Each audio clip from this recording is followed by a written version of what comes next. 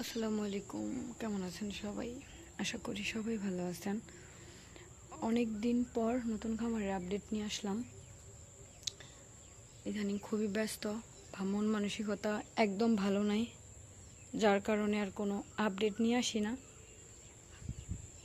তো ভাবলাম যে এখন একটু দেখি যাই, নতুন খামারে অনেক দিন যাই না, কারণ খামারটা নিয়ে মন একদম নষ্ট হয়ে গেছে।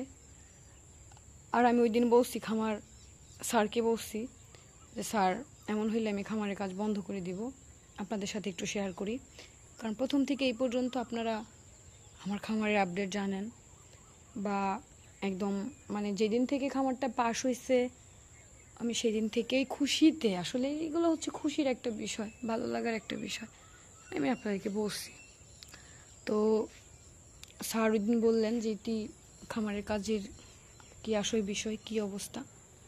পরে স্যারকে আমি বললাম যে স্যার, আসলে ওনারা যে কাচ্ছার ফ্লোরের করছে, আসলে উপরে ভীমের কথা না হয় বাদ দিলাম, তাও এটা ভাঙা ভাঙা পড়বে। আপনারা বলছেন যে আপু এটা ভাঙা যাইতে পারে, ডাইবা যাইতে পারে, তবে ফ্লোরের কাজটা স্যার একদমই মানা যায় না। পরে স্যার বললো যে দেখো কি হয়, দেখেন। পরে বললাম যে স্যার, এমন হইলে কিন্তু আমি কাজ বন্ধ করে দেব। বলছে যে আমার এই বিপদে ফেলাইন না, কারণ স্যারও তো কি বলবো, সে আমাকে এত ভালোবাসা, আমার এই সেক্টরকে সম্মান কইরা সে আমাকে একজন উদ্যোক্তা হিসেবে একটা প্রজেক্ট দিল, সেইখানেও এমন একটা অবস্থা হবে এটা তো আসলে আশা করি নাই। বা আসলে দূর থেকে তো দেখা যায় অনেক কিছু, কিন্তু কাছে আসলে যখন এই কাজের সিঁড়িগুলা দেখি, ভিতর না জানেন একদম ভইরা যায়। কি কমু আর দুঃখের কথা।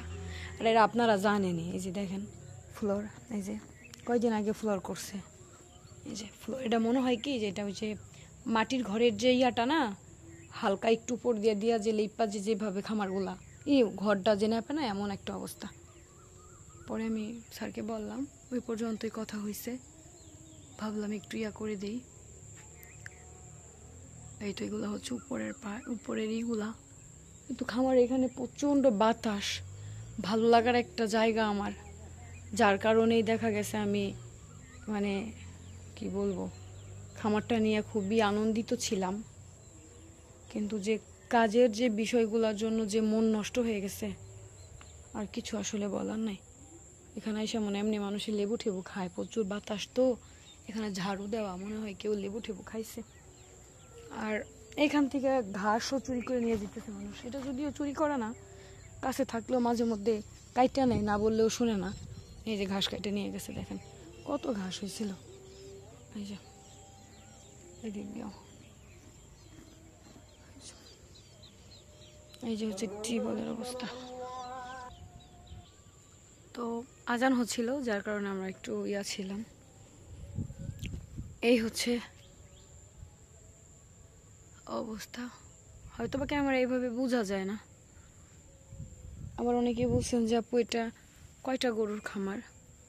তো এখানে আসলে ভিতরে এই 10টা গরু থাকতে পারবে, আর বাহিরের তো এগুলো নিয়ে পরে আপডেট নিয়ে আসবো।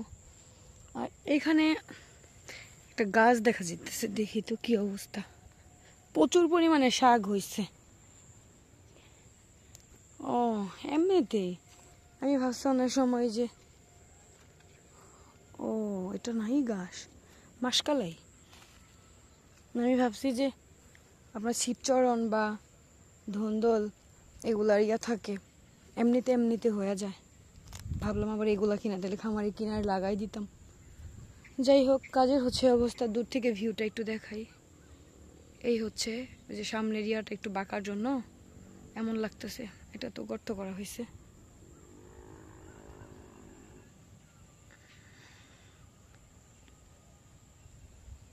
তো সবাই ভালো থাকবেন।